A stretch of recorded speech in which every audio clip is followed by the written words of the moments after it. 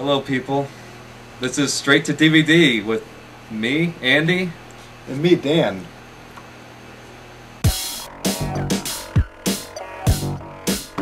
Many movies are released every year, but there are many underrated and underappreciated movies that go straight to DVD. A couple days ago, we watched a movie called The Day the Earth Stopped. It's such a great piece of cinematography that Fox Studios actually felt threatened enough by this movie that had a $250,000 budget to sue them based off the name and the storyline.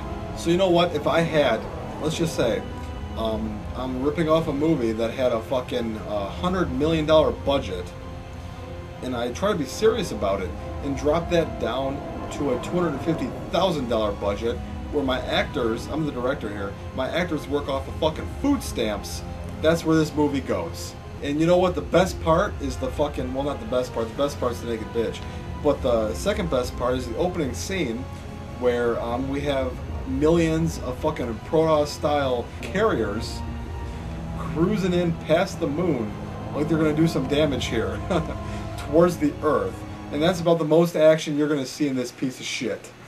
Well, you know what? My next favorite scene of this movie is coming up right now. So let's get to it right here. Yeah, well, this is the one thing that makes it better than the one with Neo in it. Tits and butthole. Tits and butthole. Tits, butt. Tits, butt. Can I bring my jack? If not, I hope I don't get shot. Better throw my vest on my chest, cause niggas is a mess. I don't take nothing but front. There we go. I just want to see some get ass and tits. Just me and my crew, cause all we wanna do is. That's pretty much like the only element that makes this better than the other movie, Day the Earth Stood Still. But to me, it's after seeing both, it's pretty much just like saying, well, instead of eating a bowl of shit, I'm just going to drink a pint of piss. Yep, so what does it start off? It starts off with a giant robot plotting itself right down in the city. No panic, no mayhem. Yep, just a big giant robot the size of my dick in the middle of the city.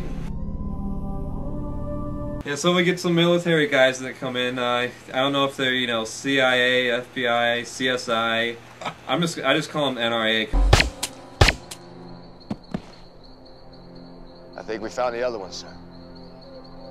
The NRA comes in. Yep. They trank the aliens, the female and the gay one, and they take them back to an abandoned warehouse. It looks like. Yeah, they just open up a gate and just all shovel into. What's the story about? The end is here, but your world can be saved. It can save itself.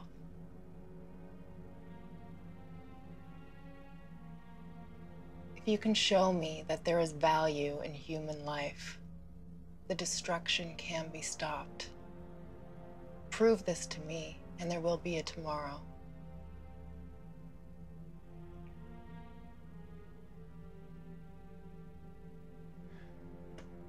That's original, right? Yeah, we got this alien named Sky, which is kind of a weird name for an alien. Sky, yeah.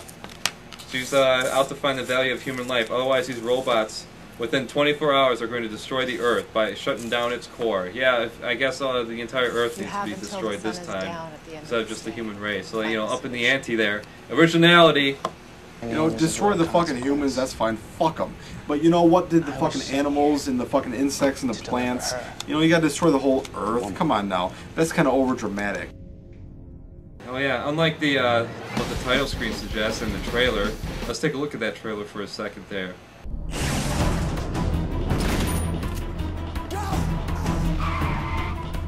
You have to help us!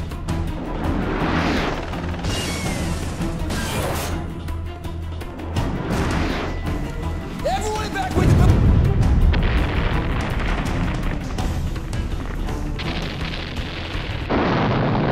the... Starring C. Thomas Howell, Judd Nelson. The Day the Earth Stopped. Sky! Yeah, you see that? That's all the robot action you got in the entire movie, right there in that trailer. Yeah, you know, this trailer actually doesn't look too bad. I mean, there's a lot of action going on. There's a lot of fucking, you know... In fact, you can watch this trailer and get all the action out of the movie, because you can already guess what the story's about and how it ends. But oh, you know what? How many robots are there? Current count of the megaliths. Megaliths? That's what they're called. 666, sir. 666. What significance does that number hold? Absolutely nothing. That's right. So anyways, yeah, Sky's being interrogated, and the robots decide to admit EMP birth because they don't like the way that she's being treated. Apparently they don't like the way that the soldiers are coming on to her. Okay.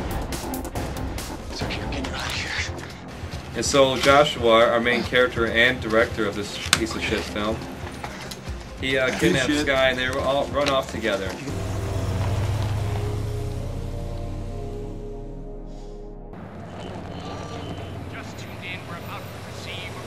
Yeah, here's another great scene, probably the second greatest scene. At this point, they pretty much figure that we probably wouldn't be watching the movie anymore.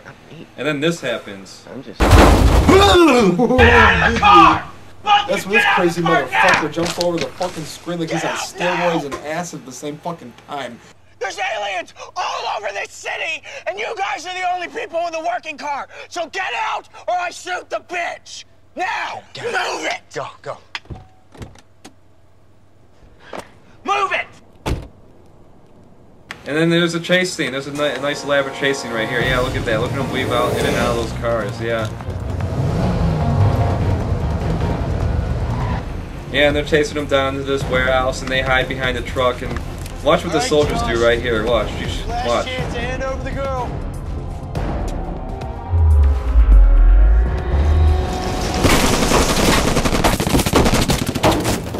Well, what the hell was that? What kind of response was that?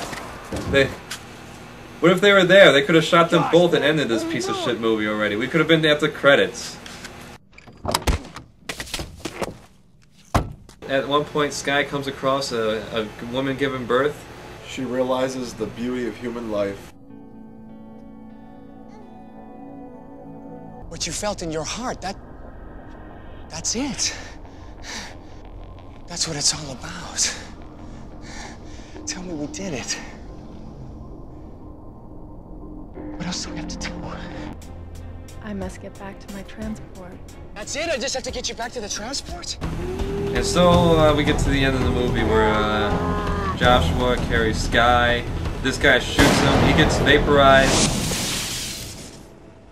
Yeah, the Tgaline comes back and brings him back to life with this fairy dust necklace. And here they shoot back up to their robot and they take off.